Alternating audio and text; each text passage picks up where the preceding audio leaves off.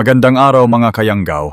Sana magustuhan nyo ang ibinahaging horror story ng ating letter sender ngayong araw. At huwag kalimutang mag-subscribe bilang pagsuporta sa Aswang Confession. Maraming salamat. Hinal na hinal at sapo ang bibig nang makauwi si Lilith sa bahay nila. Mugto ang mata niyang napaupo sa kama at niyakap ang sarili. Pinigilan niya huwag umiyak pero kusang tumutulo ang mga luha niya sa bigat ng nararamdaman. Hindi niya matanggap na tuluyan na nga siyang iniwan ni Zaldy. Ipinagpalit siya nito sa isang matandang mayaman na taga Maynila. Si Zaldy ang long-time boyfriend niya since high school hanggang college. Noong makapagtapos sila ay agad naman nagtrabaho ang binata sa Maynila sa isang newspaper company bilang editor. Dahil sa propesyon nito sa field ay marami siyang nakilalang personalidad. At isa nang arito si Emma Velasquez. Isang businesswoman na nagmula pa sa mayamang pamilya. Bago nagkaroon ng relasyon ang dalawa, mahigit 3 buwan na hindi nagpaparamdam ang binata kay Lilith. Ilang beses na kinuntak ng dalaga ang boyfriend. Ngunit palagi itong out of coverage. Hanggang sa tinawagan siya ng isa niyang kaibigan at nagtanong kung hiwalay na ba sila ng boyfriend niya. Nakita niya kasi si Zaldy na may kasamang iba. Ang masaklap pa buntis ang babae, hindi matanggap ni Lilith sa kaibigan pa niya malalaman ang tungkol sa bagay na yon. Matagal na pala siyang niloloko ng kanyang boyfriend. Marami silang pangarap. May plano na rin silang magpakasal next year. Kaya labis siyang nasaktan nang malaman niyang may iba na palang minamahal ang unang lalaking minahal niya. May nangyaring na rin sa kanilang dalawa. Si Zaldy ang nakakuha ng kanyang virginity. Nak, bakit ka umiiyak? May masakit ba sa'yo? Mahinahong tanong ng ina niyang si Lourdes na katatapos lang magluto sa kusina. Wala lang po to, ma. Masakit lang po ang ulo ko. Marami kasi ako ginawang paperworks kanina sa office, hindi mo ako madadaya, nak. Alam kong nagsisinungaling ka. Si Zaldy ba ang dahilan ng mga luhang yan? Tumango lang si Lilith bago mahigpit na niyakap ang ina. Batid naman ang ginang ang dahilan sa likod ng mga luha ng dalaga, kaya hinamas niya ang likod nito at dinamayan na mailabas ang bigat sa dibdib, nak. Kalimutan mo na si Zaldy. Hindi niya deserve ang pagmamahal mo. Nung una pa lang ayaw ko na talaga sa kanya. Napaka-selfish niyang lalaki. Masyado pang arogante. Sa totoo lang, nak, ayaw namin ng papa mo na maikasal ka sa kanya. Alam namin masisira lang ang buhay mo oras na magsama kayong dalawa.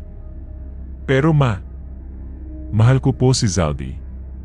Alam niyo naman kung gaano ko siya kamahal. Buong buhay ko inilaan ko sa kanya. Tapos ito pa ang igaganti niya sa akin. Ano ba ang kulang sa akin? Bakit kailangan pa niya maghanap ng iba? Hindi ka nagkulang, anak. Maganda ka at napakabuting mong tao. Kalimutan mo na siya. Marami pa namang lalaki na mas higit sa kanya. Alam mo na, ang pag-ibig hindi minamadali. Makakatagpo ka pa ng ibang lalaki na mas higit sa kanya. Kaya tahan na, anak.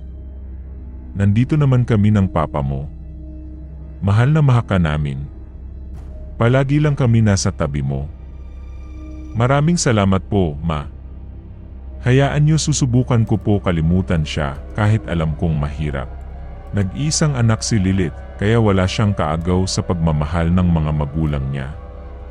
Hindi siya uhaw sa atensyon. At hindi rin lumaki sa layaw. Siya ang klaseng babae na hindi naghahangad ng sobra. Simple lang ang goal niya sa buhay. Ang makasama habang buhay ang kanyang mga magulang at maihatid siya ng mga ito sa altar para pakasalan ang lalaking pinakamamahal niya. Kaso hindi matutupad ang isa sa mga pangarap niya. Dahil ang lalaki na mismo ang unang bumitaw. Sa mahigit 10 taon nilang relasyon ay never siyang tumingin sa ibang lalaki. Makalipas ang 3 buwan, unti-unti na nga humihilom ang malalim na sugat sa puso ni Lilith. Nagawa na niyang burahin sa alala ang mapait na kahapon na naidulot ni Zaldi. Nagawa niyang ipukus ang sarili sa pagpipinta sa tuwing nababakante ang oras niya sa opisina. Isa ang art sa mga kinagigiliwan niya. Ang likhang sining ay natural na bahagi ng katauhan niya. Mahilig siyang gumuhit ng mga larawan mula sa kanyang isipan. Nakalikha siya ng isang obra maestra. Isang batang paslit kasama ang 2 taong kinaiingatan niya. Isinabit niya ito sa dingding ng kwarto niya. Lumipas pa ang ilang linggo, dinapuan ng malubhang sakit ang kanyang ama. Nagkaroon ito ng komplikasyon sa atay. Kaya nagawa nila ito confined sa ospital. Kinalunan mas lalong lumala ang kondisyon nito. Kaya kinailnagan pa ni Lilith magloan ng malaking halaga para sa operasyon at gamot ng ama niya. Nanatili ito ng ilang buwan sa ospital at doon na rin ito binaiwan ng buhay. Sa pagkawala ng haligi ng tahanan ay labis ng ulila ang mag-ina. Ang pagluluksa nila ay walang katapusan. Puno ng pighati ang puso nila dahilan upang maapektuhan ang kalusugan ng ilaw ng tahanan. Nagkasakit ang ina niya hanggang sa mawalan na ito ng gana sa buhay. Palagi na lang nakahilata sa kama at kailangan pang subuan para malamanan ang tiyan. Nagawang mag-resign ni Lilith sa trabaho, malagaan lang ang ina. Dahil kaunti na lang ang ipon niyang pera ay nagawa niyang mangutang sa mga dati niyang katrabaho. Lahat ng inutang niya ay napunta lang sa gamot ng kanyang ina at sa mga bayarin sa tubig at kuryente. Nang dumating ang nakatakdang araw na kailangan na niyang bayaran ang utang ay wala siyang maibigay. Sinisingil na siya ng mga dati niyang ka-office mate. Kailangan din daw nila umano ang pera for personal matter. Wala nagawa si Lilith kundi ang humagilap ng ipambabayad. Wala silang ibang kamag-anak na malalapitan, kaya nagawa niyang isangla ang kanyang mga alahas kahit alam niyang hindi na niya ito matutubos. Habang naglalakad siya patungong downtown bandang hapon para maghanap ng magandang pawn shop, ay isang kotse ang biglang tumigil sa harap niya. Matanda na ang sakay nito at mukhang mayaman. Inalok siya ng malaking halaga kapalit ng kanyang serbisyo. Dahil maganda ang offer ng matanda ay kinagat niya ito. Sumakay siya sa kotse sa tabi nito at sinabihan ng matanda ang driver na dalhin sila sa hotel. Sa kotse pa lang, damang-dama na ni Lilith ang kamanyakan ng matanda. Hinayaan lang niya na hipuan siya nito sa masilan niyang katawan habang pinapaliguan ng halik ang lead niya. Tila hindi na ito makapaghintay matikman ang katawan niya. Pagkarating nila sa hotel ay agad sila dumritso sa isang EOI room. Kilalang kilala ng mga staff ang matanda at maimpluwensya itong tao. Ang loob ng silid ay binalot ng malalakas na halinghing. Inangkin ng matanda ang katawan niya ng ilang oras.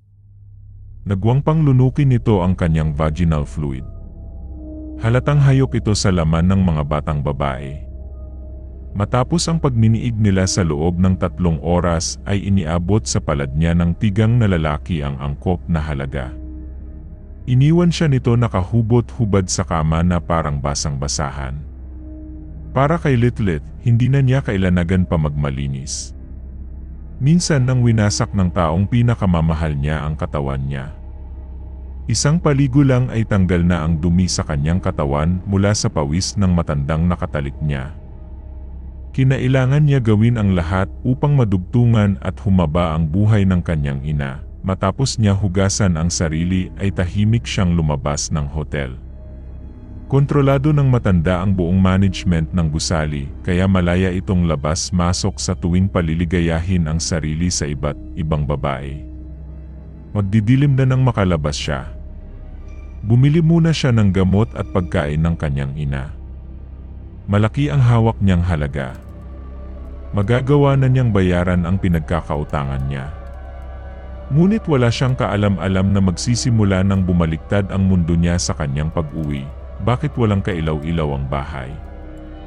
Bakit nakasarado ang mga bintana? Wika niya sa sarili nang makauwi siya sa bahay nila. Nakasanayan na niyang buksan ang dahon ng mga bintana para makapasok ang hangin. Alam din niyang wala nang kakayahan magalakad ang kanyang ina, kaya paano namatay ang sindi ng mga ilaw.